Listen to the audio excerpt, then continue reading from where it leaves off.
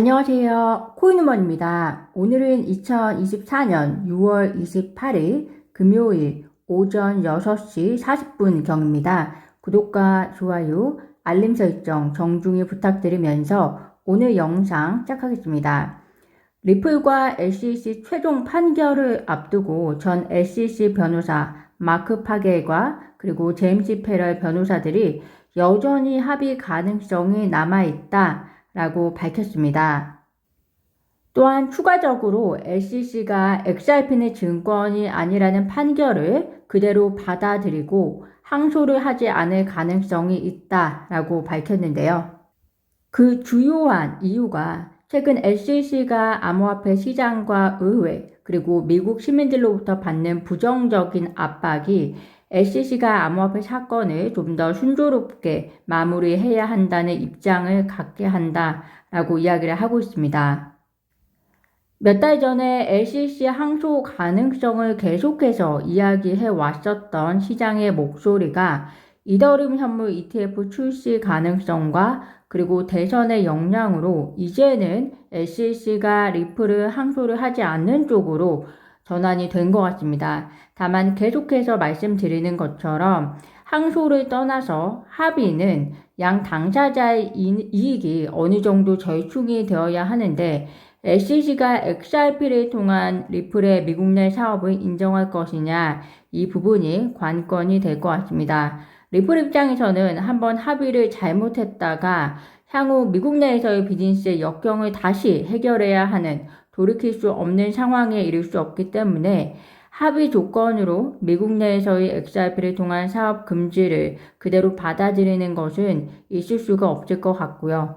그러나 해당 전문 변호사들이 계속적으로 합의 가능성을 이야기한다면 아마도 리플이 스테이블 코인 출시를 앞두고 있는 만큼 미국 내에서의 사업은 스테이블 코인을 통해서 하고 대신 SEC로부터 추가적으로 얻어낼 수 있는 비즈니스 이점이 있어야 리플도 SEC와 합의를 할 텐데 그것이 과연 무엇이라고 구독자분들은 생각을 하시나요?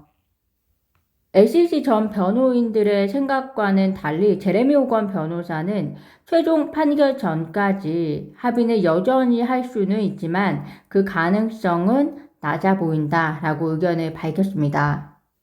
또한 변호사 프레드 리시폴리를 포함한 전문가들은 담당 판사가 최종 판결을 60일에서 90일 내에 할 수 있다라고 예측을 했는데요. 그렇게 되면 최종 판결은 8월에서 9월 사이에 나올 것으로 보이지만 이는 11월 선거로 인해서 지연될 수 있다라고 덧붙였습니다. 11월 대선이 토레시 판사의 판결에 영향을 준다는 것은 사법적 영역이 정치적 영향을 받는다는 것으로 보이는데요. 저는 그보다 만약에 대선으로 인해서 토레스 판사의 판결이 영향을 받는다면 리플과 SEC 양 당사자가 대선의 흐름이나 기타 다른 사유로 인해서 소송에 임하는 변화되는 입장들로 토레스 판사에게 전달이 되었을 때 그때 토레스 판사 역시 판결을 어느 정도 지연시키지 않을까라는 생각이 듭니다. 리플이 이번 주 두바이 금융청으로부터 XRP를 승인받았는데요. 이는 글로벌 무대에서 리플의 또 다른 승리로서 이번 승인은 두바이가 XRP를 전 세계 송금에 사용할 수 있다라는 것을 의미를 합니다. 이번 승인으로 더 많은 나라에서 XRP가 채택이 되기를 기대를 해봅니다. JP모건이 보고서를 통해서 최근 수주간 암호화폐를 매도한 건 기관이 아닌 개인 고객이다. 지난달 제미니언 사용자들이 21억 달러 상당의 암호화폐를 상환받았는데 이 중 일부가 최근에 수익 실현을 한 것으로 보인다.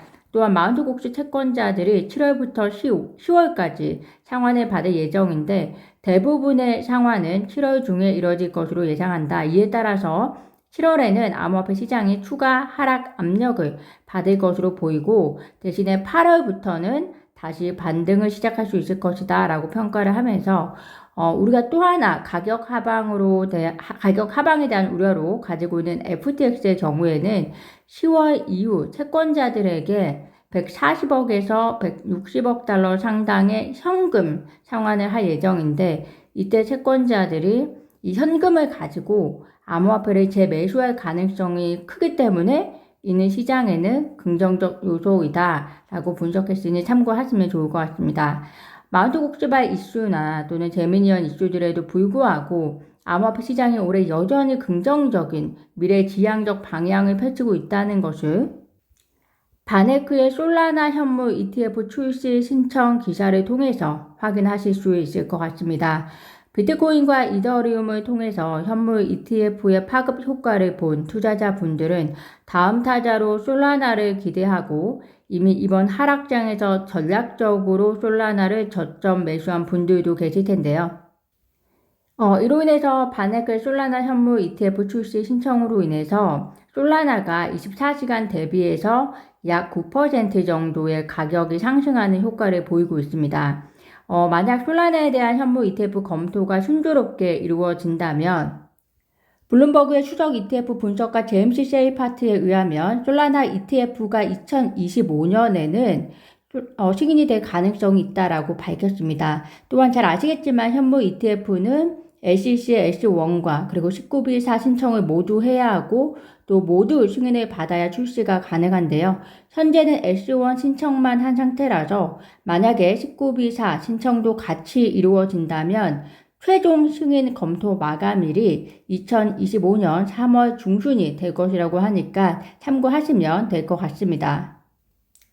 리플 CEO 브래디 갈링 하우스나 또는 리플 사장, 역시 솔라나를 포함한 여러 알트코인의 ETF 승인이 불가피할 것을 예측한 바 있는데요. 사실 솔라나나 리플이나 선물 ETF가 존재하지 않은 상황에서 솔라나의 경우는 현물 ETF를 먼저 신청한 것이라서 승인 가능성이 얼마나 될지 짐작할 수는 없지만 XRP의 경우는 선물 ETF는 없지만 이미 법적으로 상품이라는 법적 명확성을 가지고 있기 때문에 선물 ETF 없이 현물 ETF에 대한 신청 승인 가능성이 솔라나보다는 조금 더 높지 않을까 생각이 듭니다. 다만 중요한 것은 어떤 투자 기관이 XRP에 대해서 선물 ETF 신청에 관심을 가지고 준비할지가 관건이 될 것 같고요. 대형 투자 기관이면 기관일수록 XRP ETF를 신청한다는 소식이 있다면 이는 XRP 가격에 큰 호재가 될 것으로 예상이 됩니다. 블룸버그 ETF 전문 애널리스트 에릭 발추나스가 솔라나 선물 ETF가 선물 없이 이번 현물 ETF가 결코 승인되지 않을 것이라는 의견에는 동의하지만 올해 대통령 선거가 중대한 영향을 미칠 것이라고 생각한다.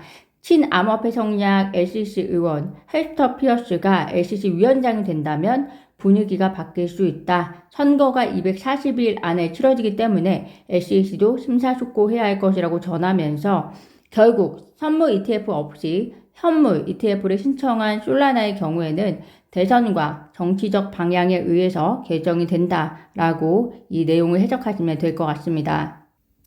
우리나라 시간으로 오늘 오전 10시부터 90분간 바이든 대통령과 그리고 트럼프 대통령의 토론회가 진행이 됩니다.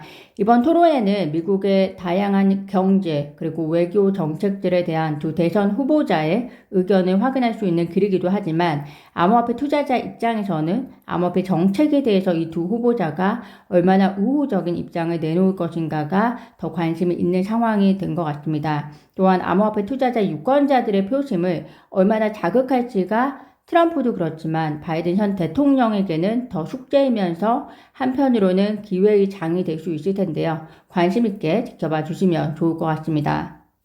라파엘 보스틱 애틀랜타 연방준비은행 총재가 올해 4분기 연준이 금리를 인하할 것으로 예상이 되고 내년에는 분기별로 25bp씩 금리 인하가 이루어질 것으로 예상한다 라고 밝혔습니다.